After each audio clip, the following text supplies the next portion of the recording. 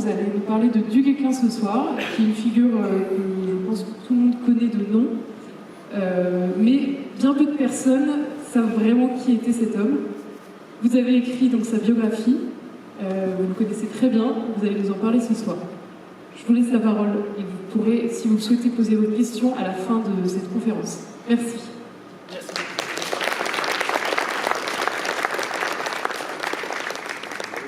Merci beaucoup de votre présence. Je vous souhaite bonsoir, bien sûr. Et donc, alors, vous m'entendez bien? Je n'ai pas l'habitude du tout. Donc, résultat, en fait, mon livre n'est plus édité, je viens de m'en apercevoir, parce qu'il y a un problème. Il a été publié juste après le Covid, les confinements, et donc il y a des problèmes de papier. Et donc il faut que j'en parle à Fayard et à d'autres personnes, des personnalités. Alors, pour commencer, Bertrand Duguesclin est très connu parce que c'est un des plus grands personnages de l'histoire de France et de l'Europe, mais aussi de la Bretagne, évidemment. Et alors, comme c'est un personnage très très connu, comme l'écran est immense, est-ce que je vois mon nom en immense, c'est assez bizarre. Bertrand Duguesclin s'écrit avec un DU majuscule, un D majuscule, comme les personnages très très célèbres. Ah oui, c'est vrai, ça marche comme ça. Pardon. Et donc, Bertrand Duguesclin est né vers 1320 et il est mort en 1380. Alors pourquoi vers 1320? Eh bien tout simplement parce que à l'époque, au XIVe siècle, même avant, la date de naissance importait peu. Ce qui importait, c'était la date de mort. Alors je prendrai mes notes parce que, pour une raison bien simple, j'ai écrit ce livre il y a 6 ans et je suis en train d'écrire d'autres livres. Et donc, il a fallu que je relise mon propre livre pour me souvenir de ce qu'il y avait dedans. Alors, oui, c'est comme ça. Et donc, résultat, alors, vous avez une première photo qui vous montre une photo extraite du film sur Bertrand Duguesclin en 1949, et c'était de Bernard de la Tour, assisté d'Édouard Molinaro. Alors le film est entièrement sur Internet. Sinon la deuxième photo, c'est-à-dire la photo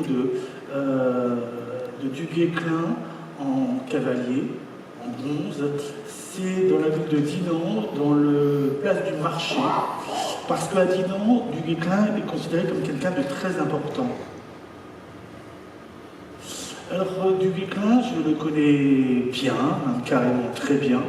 Pourquoi? Parce que j'ai travaillé pendant des années sur la chevalerie bretonne, c'est-à-dire les hommes d'armes, qui a donné plusieurs livres.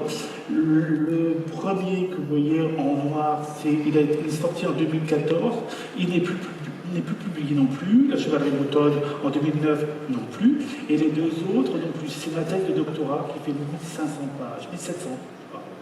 Je peux vous dire qu'elle fait 7,9 kg, j'ai habité en Nouvelle-Calédonie, et donc elle a fait 3 fois la tour de la planète, parce qu'elle me suivait. Et donc, résultat, celui qui est en vert, actuellement sur Internet, est à 250 €. Si vous le trouvez, vous l'achetez. Hein. Mais je ne reçois pas de droit d'auteur. Alors, avec Michael Jones, mon directeur de thèse, officieux, c'est un Britannique, je n'étais pas inscrit dans son université parce que pour passer sa thèse, il fallait payer 10 000 livres sterling. Donc on a trouvé ça un peu cher, donc on a demandé à Bertrand Schnerb de jouer les prête-noms. Donc il l'a voulu de manière extrêmement gentille, il l'a accepté. Et donc en fait j'ai travaillé avec Michael Jones qui a sorti dans ce bouquin Lettres et ordres et montres de Bertrand Duguesclin. Et donc c'est à répertorier l'intégralité de tous les actes de Duguesclin. C'est un travail monstrueux. Et donc j'ai travaillé avec lui, et puis j'étais un des premiers lecteurs, parce qu'il m'a envoyé ça par Internet, alors je faisais du copier-coller, c'était super. Et donc vous avez juste à côté le Fayard qui est sorti en 2021, et que vous trouvez sur Kindle maintenant. Alors qui est Duguesclin? Duguesclin n'est pas un roturier, il n'est pas quelqu'un, on l'a présenté comme quelqu'un de pas très important. En fait, c'est quelqu'un il est issu d'une très grande famille. C'est-à-dire que c'est ce qu'on appelle un féodal, une famille seigneuriale. Alors, trois photos. La première, c'est l'île du Guesclin. Alors, c'est l'île, voilà, c'est le lieu Guesclin, dans la commune de Saint-Coulomb, où a débarqué Saint-Colomban. Donc, c'est marqué entre Saint-Malo et Cancale, c'est pour ne pas oublier. Alors, il y a une très très belle plage. En fait, sur cette île, il y avait un château, le château du Guesclin, qui appartenait à la famille du Guesclin, qui remonte au XIe siècle, XIIe siècle. On a des traces, et qui était une famille au XIVe siècle très très riche. Ils avaient 4 châteaux très importants, des fiefs très importants. Et du Guesclin, pas à sa naissance, mais au cours de sa vie, il va devenir le chef de la famille, une famille féodale. Mais quand il devient important, bizarrement, il a un blason extrêmement étrange, dans le sens où, première chose, c'est un cadet. C'est un cadet de la dynastie, je vous montrerai, de la dynastie des du Guesclin, ou des Guesclin. Donc tout le monde dit du Guesclin maintenant. Alors pourquoi c'est un cadet? Parce que son blason est barré par une bande de gueule, mais son blason est très étrange. Pourquoi? Parce qu'il a un aigle impérial, bicéphale, ce qui est très rare. D'accord? Donc on se demande, beaucoup d'héraldistes se demandent pourquoi. J'adore ce genre de choses, c'est ma passion. Et donc, si on regarde, Bertrand IV du Guesclin épouse une riche héritière, Jeanne de Brie, et elle a 3 enfants, Guillaume du Guesclin, Hugues du Guesclin et Marie du Guesclin. Guillaume épouse une très riche héritière, Alix de Dinan, qui hérite d'une grande partie du Léon, c'est-à-dire toute la région qui va jusqu'à de Morlaix à Ouessant, qui est une des régions les plus riches de France, et même d'Europe, puisque tous les bateaux passent par là. Donc, première chose, c'est une héritière, donc elle a une grosse fortune. Ensuite, il se marie avec une autre héritière, une Beaumont. Son frère, vous pouvez voir, Hugues, est croisé en Espagne. Donc, du Guesclin est arrivé en Espagne, mais il connaissait déjà.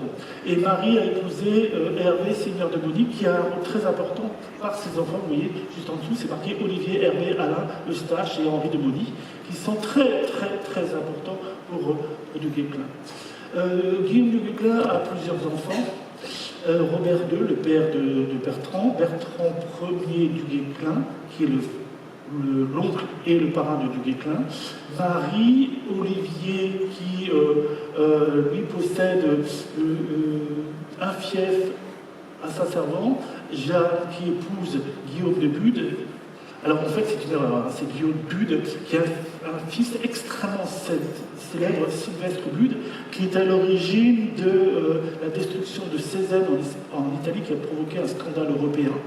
Il a été excommunié par le pape, et le roi de France n'a pas eu, l'employé n'a pas eu d'autre solution que de le faire décapiter, malgré l'intervention de du Guesclin, qui n'était vraiment pas content. En fait, si on regarde bien, ils se sont tous bien mariés, ce qui est assez, pour montrer leur grande fortune, tous sont chevaliers, à une époque où il était extrêmement difficile d'être chevalier, il fallait être riche. Un équipement, c'est une seigneurie. Et tous ont le titre de chevalier, donc ils ont tous des seigneuries. Regardons maintenant du Guesclin. Robert du Guesclin, pardon, j'ai été un peu trop vite, j'ai oublié maman. Robert II du Guesclin épouse une riche héritière, Jeanne Malmin, qui est normande. Elle est dame de Sens parce que son père, qui était très proche de la dernière des Lusignans, dame de Fougères et de Port-Ouët, eh bien, cette dame a donné à son père des terres dans la région de Fougères. Jeanne de Malmin est aussi apparentée à la famille Malmin, très grande famille, qui avait des fiefs dans le Cotentin. Ça aussi, ça joue un rôle. Du Guesclin est à moitié breton, à moitié normand. Et il jouera un rôle très important en Normandie. Alors Bertrand du Guesclin a plusieurs frères et sœurs. Et sa famille est quelque chose de très important pour lui. On est au Moyen-Âge. Les amis, les voisins, les vassaux, la famille sont extrêmement importants dans ce monde guerrier. Donc vous avez une sœur aînée, Juliette du Guesclin, qui deviendra abbesse de l'abbaye de Saint-Sulpice de Rennes, puis de Saint-Georges de Rennes, ce qui n'est pas rien, puisque c'est la plus riche abbaye de femmes de Bretagne. Rien que ça, ça va.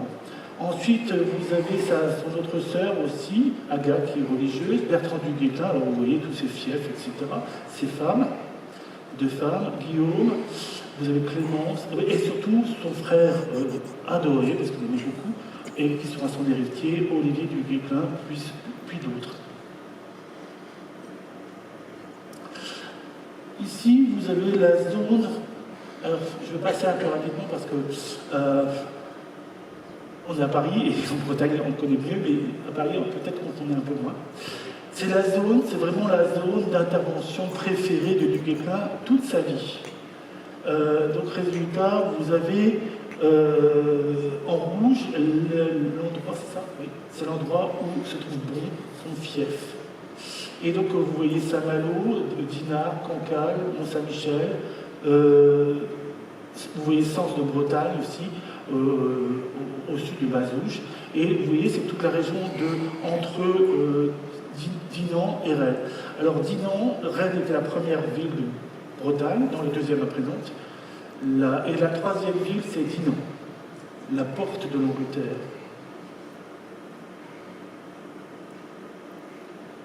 Alors c'est à peu près la même chose, et donc je vais passer parce que, voilà, allez.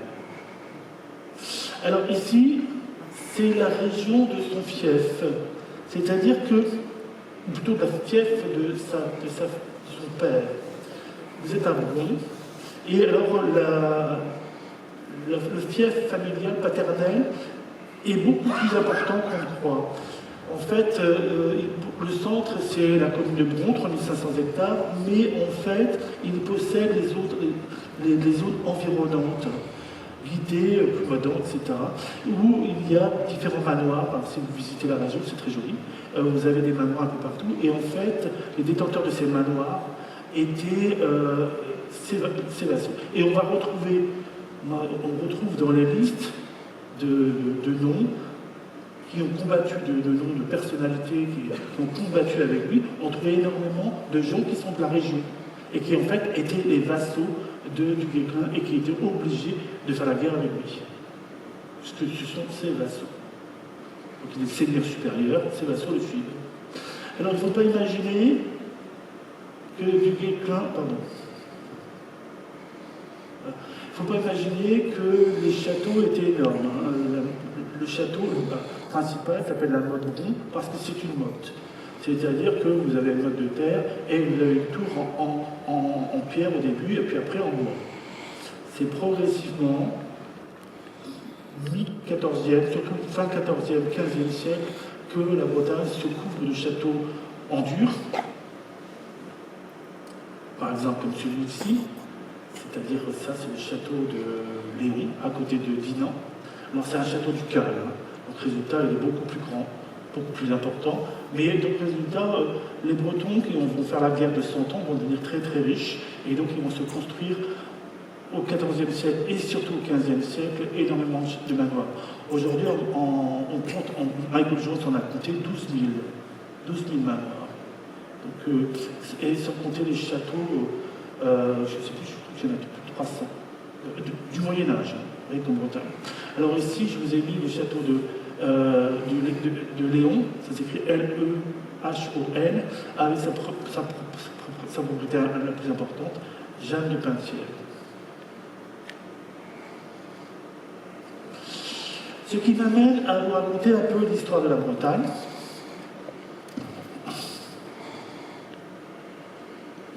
C'est énorme. Et donc ici, c'est un arbre généalogique que j'ai fait faire qui vous montre la descendance des ducs de Bretagne. Vous voyez, c'est marqué roi et duc de Bretagne. Et donc, résultat, je ne peux pas faire ça, mais rien, bon, tant pis.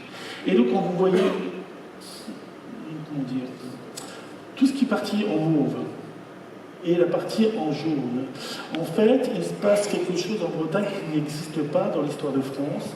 C'est que la Bretagne n'était pas unie, elle est divisée entre deux familles.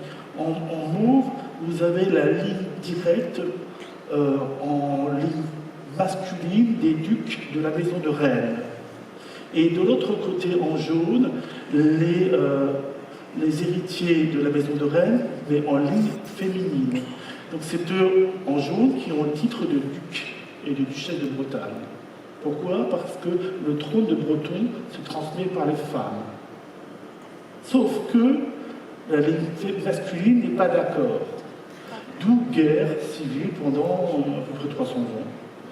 Et en fait, la ligne mauve, ce qu'on appelle les avant-goûts ou les peintières, comme vous voulez, de la maison de Rennes, sont extrêmement riches. Ils possèdent tout le nord, ils contrôlent tout le nord de la Bretagne. Et le sud, c'est la ligne féminine. La très célèbre Anne de Bretagne est dans la ligne féminine. Alors, passons à la légende. Vous voyez, je ne suis toujours pas du Guesclin, parce que du Guesclin apparaît que très tardivement, c'est-à-dire vers 35-40 ans. Alors, est-il présenté par la propagande comme un mauvais garçon, un brigand? Il ne faut pas exagérer. Donc, résultat, en fait, Froissart, le grand chroniqueur Froissart, est pro-anglais. C'est-à-dire, les Anglais sont des amis de du Guesclin, donc il le présente comme un Noireau.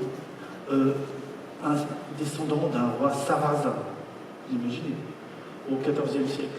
Et par contre, du Guesclin, lui, il a un proverbe, c'est-à-dire un chroniqueur attaché à cette personne. Alors on a dit qu'il était analphabète, non. Cuvelier a écrit exactement 23 000 alexandrins portant sur du Guesclin. Ça va être publié, son poème de 23 000 alexandrins va être publié après la mort du Guesclin. Alors, vous avez une représentation du XVIIIe siècle de du Guesclin. Il est carrément moche. On dirait un monstre. Et en fait, il faut s'appuyer sur ça. C'est-à-dire que son cénotaphe, qui est en marbre, qui se trouve à la basilique Saint-Denis, moi je le trouve poupin. Voilà. Il a un visage poupin. Bon, c'est vrai qu'il a un peu. On lui a refait son nez en 1890, je crois. Et vous avez, par contre, il était borgne. Monsieur. Il n'était pas très grand.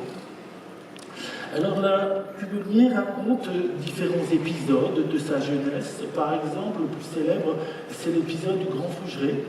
Le Grand Fougeray, il n'en reste plus qu'une tour.